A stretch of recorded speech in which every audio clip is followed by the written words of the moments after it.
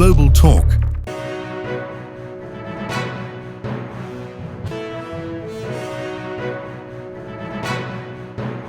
எமது குளோபல் நேயர்களுக்கு ஏக இறைவனின் சாந்தியும் சமாதானமும் உண்டாவதாக. தற்போது மத்திய கிழக்கில் கிடைக்கப்பெறும் செய்திகளோடு சந்தித்திருக்கின்றோம். இந்த வகையிலே மத்திய கிழக்கின் பதட்டம் நாளுக்கு நாள் அதிகரித்துக் கொண்டிருக்கின்றது. 48 மணித்தியாலத்தில் அமெரிக்கா மிக கடுமையான தாக்குதல் ஒன்றை ஈரான் மீது மேற்கொள்ளப் போவதாக, அதாவது ஈரானின் மின்சார நிலையங்கள் மீது தாக்குதல் நடத்தப் போவதாக குறிப்பிட்டிருந்தாலும் ஈரான் அந்த தாக்குதலால் ஈரானுடைய மின் கட்டமைப்பை ஒருபோதும் முழுமையாக அழிக்க முடியாது என்று திட்டவட்டமாக தெரிவித்துவிட்டு அதற்கு பதிலாக மத்திய கிழக்கில் காணப்படும் அனைத்து நீர் மற்றும் எரிபொருள் நிலையங்கள் எல்லாம் நாங்கள் தாக்கி அழித்து விடுவோம் என்று ஈரான் அறிவித்துள்ளது. இந்த வகையிலே சகோதரர்களே, தற்போது இலங்கையிலேயே கணிசமான அளவு பெட்ரோலின் விலை உயர்ந்து வருவதை காணக்கூடியதாக உள்ளது. இலங்கை அரசாங்கம் மக்களின் நன்மை கருதி சர்வதேச விலை உயர்வுக்கு ஏற்ப நமது நாட்டில் காணப்படும் பெட்ரோலின் விலையை உயர்த்தாமல் ஒரு பேலன்ஸ் அமைப்பில் உயர்த்தி வருவதை காணக்கூடியதாக உள்ளது. இருந்தாலும் சினோபெக் போன்ற எரிபொருள் நிலையங்கள் இலங்கை அரசாங்கம் விலையை உயர்த்தியதை விட 4 மடங்கு விலையை உயர்த்தி விட்டார்கள். அதாவது சுமார் 400 ரூபாய் வரை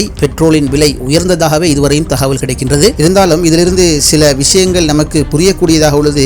இந்த சினோபெக் போன்ற எரிபொருள் நிலையங்கள் இவ்வளவு உயரமாக விலையை உயர்த்தியதால் மக்கள் இயல்பாகவே அங்கு சென்று அந்த எரிபொருளை நிரப்ப மாட்டார்கள். அதைவிட குறைந்த விலையில் உள்ள எரிபொருள் நிரப்பு நிலையங்களுக்கு சென்று அநேகமானவர்கள் எரிபொருள் நிரப்புவார்கள். அவ்வாறு இருந்தும் ஏன் அந்த நிறுவனங்கள் இவ்வளவு விலையை உயர்த்தியுள்ளது என்று சிந்தித்தால் அவர்கள் சர்வதேச விலைக்கு அமைய தங்களது விலைகளை உயர்த்தியிருக்கின்றார்கள் போலத்தான் தெரிகின்றது. வரும் வாரங்கள் அல்லது மாதங்களுக்குள் இலங்கைக்குள், அதாவது இலங்கை அரசாங்கத்துக்குள் காணப்படும் எரிபொருள் நிலையங்களின் விலையும் அதே அளவுக்கு எப்படியும் உயரும் என்ற ஒரு காரணத்தின் நம்பிக்கை கொண்டுதான் இவர்கள் இந்த விலைக்கு மாறியிருக்க வேண்டும். பொறுத்திருந்து பார்ப்போம். அரசாங்கமும் எப்படியாவது மக்களுக்கு நிவாரணம் வழங்குவதை நோக்கமாக கொண்டுள்ளது. இதற்கு முன்னைய காலங்களில் எரிபொருள் சூத்திரங்கள் என்று வகுக்கப்பட்டு சர்வதேச விலைக்கு ஏற்ப உள்நாட்டிலும் எரிபொருள் விலைகள் மாறிக்கொண்டிருந்தது. ஆனால் இந்த அரசாங்கம் மேக்சிமம் மக்களை நோக்காக கொண்டு சிந்திப்பதை நாம் காணக்கூடியதாக உள்ளது.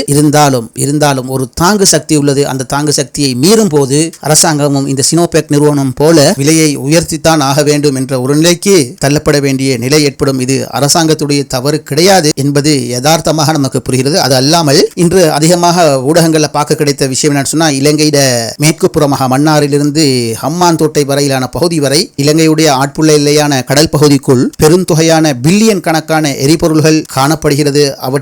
அவற்றை எடுப்பது சம்பந்தமான ஒரு நடவடிக்கை ஆரம்ப கட்டத்தில் தான் இருக்கின்றது. காரணம், அவற்றை எடுப்பதற்கான பெருந்தொகை நிதி இலங்கை அரசாங்கத்திடம் கையிருப்பில் இல்லை. அதனால் இலங்கை அரசாங்கம் இன்னும் ஆர்வம் காட்டாமல் இருந்தது. வெளிநாட்டு கம்பெனிகளோடு எப்படியாவது இந்த எரிபொருள்களை எடுக்கலாம் என்று பலமுறை இதற்கு முன்னால் உள்ள அரசாங்கங்களே சிந்தித்த போது இந்த ஒப்பந்தங்கள் கைகூடவில்லை. ஆனால் இப்போது சர்வதேச ரீதியில் கடும் எரிபொருள் தட்டுப்பாடு, இலங்கைக்கு அண்மையில் காணப்படும், இலங்கைக்குரிய கடல் ஆட்புள்ள எல்லைக்குள் காணப்படும் எரிபொருள்களை எடுப்பது சம்பந்தமான ஆர்வங்களை தனியார் முதலீட்டாளர்களின் பார்வை இதனை நோக்கி திரும்பியுள்ளது என்ற செய்தியும் இன்று அதிக செய்தித்தாள்களில் பார்க்க கிடைத்தது. உண்மையிலேயே நியாயமான ஒப்பந்த அடிப்படையில் அந்த பெட்ரோலிய வளம் எடுக்கப்படுமானால் இலங்கையும் பண பொருளாதார நாடுகளின் வரிசையில் இலங்கையும் அமர்ந்துவிடும் என்பது ஒரு மகிழ்ச்சியான விடயமாக இருக்கும். ஆனால் சர்வதேச அழுத்தங்கள் எப்படி இருக்கும் என்று நாம் யோசித்து பார்க்க வேண்டும். இலங்கையில் பெட்ரோல் வாசனை வீசினால் டொனால்ட் ட்ரம்ப் மாதிரி பெரும் தலைவர்கள் இலங்கைக்கு ராஜதந்திர பயணம் செய்வார்கள் என்பது உலக நடப்புகளை பார்த்தால் புரிகிறது. சரி, இவ்வாறான சூழ்நிலையில் தற்போது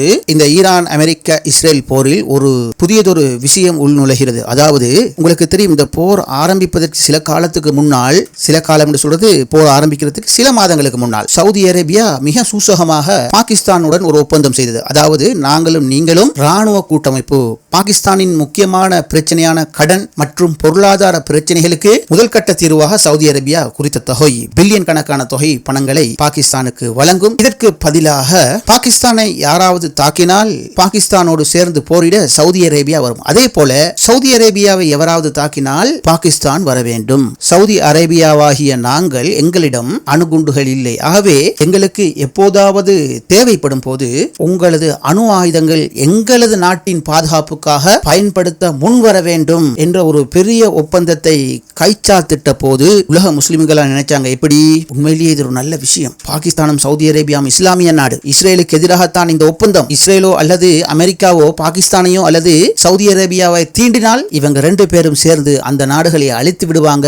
பாகிஸ்தான் அணு ஆயுத பலம் உள்ள நாடு, சவுதி அரேபியா பொருளாதார பலம் உள்ள நாடு அப்படின்னு சொல்லி ஊடகங்கள் எழுதப்பட்டது, ஊடகங்களில் பேசப்பட்டது, பல இஸ்லாமியர்களால் பாராட்டப்பட்டது. ஆனால் அமெரிக்காவும் இஸ்ரேலும் ரொம்ப அமைதியாக இருந்தாங்க. இந்த பாகிஸ்தான் சவுதி அரேபியா ஒப்பந்தத்தை பற்றி இந்த அமெரிக்காவும் இஸ்ரேலும் எதுவுமே கதைக்கல. ஆனால் இப்போது வரும் செய்திதான் இது எங்கே தயாரிக்கப்பட்ட அட்டவணை திட்டம் என்றால் வெள்ளை மாளிகையுடைய திட்டங்கள் என்பது இப்போது நமக்கு கிடைக்கும் செய்தியை வைத்து ஓரளவு யூகிக்கக்கூடியதாக உள்ளது. அது எப்படின்னு கேட்கிறீங்களா? இப்ப சவுதி அரேபியா பாகிஸ்தானிடம் மிக கடுமையான வேண்டுகோளை விடுத்த செய்தி இன்று வெளியாகி உள்ளது. அதாவது சவுதி அரேபியா அறிவித்துள்ளது, நாங்களும் நீங்களும் ராணுவ ஒப்பந்தம் செய்தோம். பெருந்தொகை பணத்தை சவுதி அரேபியா பாகிஸ்தானின் இந்த கூட்டு ஒப்பந்தத்துக்காக வழங்கியது. காரணம், எங்களுக்கு ஆபத்து வந்தால் நீங்கள் எங்களை பாதுகாக்க வர வேண்டும். ஆகவே இப்போது நாங்கள் ஆபத்தில் உள்ளோம். ஆகவே நீங்கள் எங்கள் நாட்டை பாதுகாக்க அமெரிக்காவோடு சேர்ந்து ஈரானுக்கு எதிராக போராட முன்வர வேண்டும் என்றும் தேவைப்பட்டால் சவுதி அரேபியாவுக்காக உங்களது அணு ஆயுதத்தை பயன்படுத்த வேண்டும் என்றும் முகமது பின் சல்மான் தற்போது பாகிஸ்தானுக்கு மிகப்பெரிய அழுத்தம் கொடுத்த செய்தி தமிழ் ஊடகங்களில் கூட இப்போது பேசப்படுகிறது. அதாவது பாகிஸ்தான் ஈரானுக்கு அடிக்க வேண்டும். அதுதான் இப்ப சல்மான் பாகிஸ்தானுக்கு போட்டிருக்கின்ற ஓர்டர். ஒப்பந்தத்தை பேணுங்கள் அப்படின்னு சொல்லி பாகிஸ்தானுக்கு செய்தி அனுப்பியதாகவும், பாகிஸ்தானோ தாங்கள் இந்த போரில் நுழைய தயாராக இல்லை என்று சவுதி அரேபியாவுக்கு நேரடியாக பதில் வழங்கிவிட்டதாகவும் செய்திகள் வருகிறது. இதனைத் தொடர்ந்து டொனால்ட் ட்ரம்ப் என்ன செஞ்சுக்கிறாரு, இந்த 2 நாடுகளும் ஒப்பந்தத்தின் அடிப்படையில் செயற்பட வேண்டும் அப்படின்னு சொல்லி அவர் வேற அங்கிருந்து, அதாவது அமெரிக்காவில் இருந்து கருத்துக்களை வெளியிடுறார். ட்ரம்புக்கும் நெத்தனியாவுக்கும் என்ன தேவை? இந்த போர்ல இஸ்லாமிய நாடுகளை கோர்த்து விடுவது. அதற்காகத்தான் ஆரம்பத்திலே இந்த சவுதி அரேபியாவை தூண்டி பாகிஸ்தானோடு நீ ஒரு ஒப்பந்தம் செய்து கொள், நாங்கள் போர் செய்யும் போது சவுதி அரேபியாவை எப்படியும் ஈரான் தாக்குவான், அந்த நேரத்தில் சவுதி அரேபியாவை பாதுகாக்க வேண்டும் என்ற ஒப்பந்தத்தில் பாகிஸ்தான் உள்நுழைந்து ஈரானோடு சண்டையிடுவான். இதெல்லாம் நீண்ட ஒரு அட்டவணை பிளான் போடப்பட்டுத்தான் வெள்ளை மாளிகை சவுதி சல்மானுக்கு அறிவிக்க சவுதி சல்மான் பாகிஸ்தானோடு ஒரு ஒப்பந்தம் செய்து கொண்டார் என்பது கிடைக்கும் தகவல்களில் இருந்து ஏதோ நமக்கு புரிய கிடைக்கிறது அல்லவா? ஆனால் பாவம் சவுதி அரேபியா ஏமாற்றம் அடைந்து விட்டது. பாகிஸ்தானை பொறுத்தவரையில் இந்த போரில் நாங்கள் உள்நுழைய தயாராக இல்லை என்று பாகிஸ்தான் வெளியுறவு நேரடியாக அறிவித்து விட்டது. இது சல்மானுக்கு அதிர்ச்சியோ இல்லையோ, நெத்தனியாகுக்கும் ட்ரம்புக்கும் பெரியதொரு அதிர்ச்சியாக மாறிவிட்டது. இது இவ்வாறு இருக்கும் போது இன்னொரு சம்பவம் இந்த வளைகுடா நாடுகளுக்குள் அரங்கேற்றப்பட்டு வருகிறது. இந்த விடயமும் இஸ்ரேல் அமெரிக்காவின் அட்டவணைக்கு ஏற்பவே நடப்பது போல தென்படுகிறது. படு பயங்கரமான போர். UAE, Saudi Arabia, Qatar, Kuwait, பஹ்ரைனுக்கு எவரும் இந்த சூழ்நிலையில் ராஜதந்திர பயணம் செய்வதற்கு விரும்பவே மாட்டார்கள். ஆனால் மிக ரகசியமாகவோ பரகசியமாகவோ அதி உயர் பாதுகாப்போடு, அதாவது அமெரிக்கா, சவுதி அரேபியா இந்த வளைகுடா நாடுகளுடைய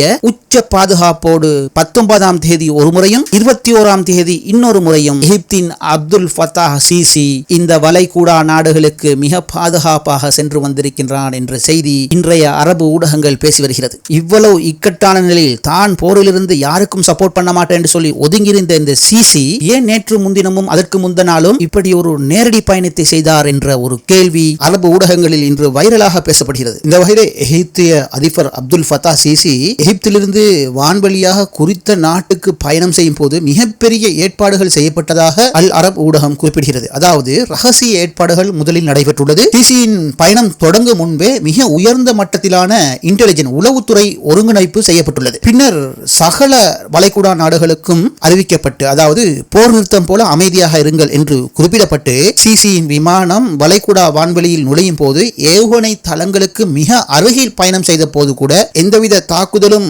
இடம்பெறாத வகையில் அனைத்தும் வளைகுடா நாடுகளில் நிறுத்தப்பட்டிருந்ததாம். இந்த போர்க்காலத்தில் சிவில் விமானங்களுக்கான பிரத்யோக பாதை உருவாக்கப்பட்டிருப்பது வழக்கம் என்றாலும் இந்த சிசியின் விமானத்துக்கு அதிக போர் விமானங்களின் பாதுகாப்பு மற்றும் தரை கட்டுப்பாட்டு அறைகள் தீவிரமாக கண்காணிப்பு செய்யப்பட்டு அமெரிக்காவின் உதவியோடு இந்த வளைகுடா நாடுகளுக்கு இந்த எகிப்திய அதிபர் சிசி சென்றுள்ளார். இந்த பயணத்தில் சிசி மாத்திரம் செல்லவில்லை, இவரோடு வளைகுடா நாடுகளின் உளவுத்துறை தலைவரும் இந்த பயணத்தில் கலந்து கொண்டு விசேட செயல்பாட்டு அறை, அதாவது ஸ்பெஷல் ஓர் ரூமில் ஆலோசனை ஒன்று மிக ரகசியமாக நடைபெற்றதாகவும் வெற்றில் Bahrain, Saudi Arabia, UAE, Qatar போன்ற நாடுகளுடைய தலைவர்கள் ஒவ்வொரு குறித்த இடங்களிலும் பங்கு பற்றினார்கள் என்ற செய்தியும் இன்று அரபு ஊடகங்கள் தெரிவிக்கின்றது. இந்த வகையிலே இந்த வளைகுடாவுக்கு 2 முறை இவர் பயணம் செய்துள்ளார். இந்த வகையிலே முதல் முறை 19ஆம் தேதி மேற்கூறிய கடும் பாதுகாப்புகளோடு ஐக்கிய அரபு அமீரகம், அதாவது UAE, கத்தாருக்கு சென்றுள்ளார். முதலில் காலையில் அமீரகம் சென்று பின்னர் கத்தாருக்கு சென்றுள்ளார். அதன் பின்னர்